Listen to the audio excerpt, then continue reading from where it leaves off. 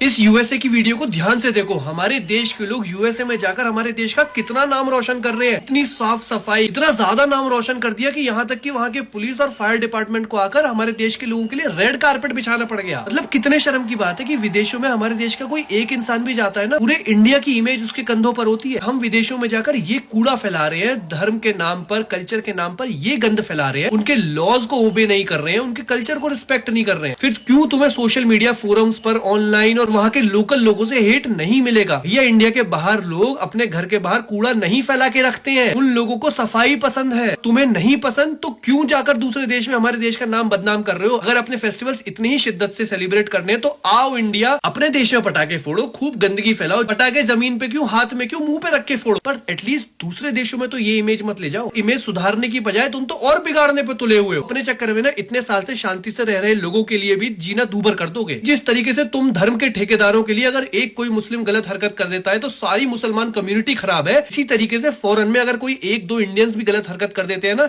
उनके लिए पूरी की पूरी इंडियन कम्युनिटी खराब हो जाती है। प्लीज थोड़ा इस चीज को समझो और इन चीजों से दूर रहो, एटलीस्ट उन लोगों के लिए जो कई सालों से वहां रह रहे हैं और शांति से आगे भी रहना चाहते हैं।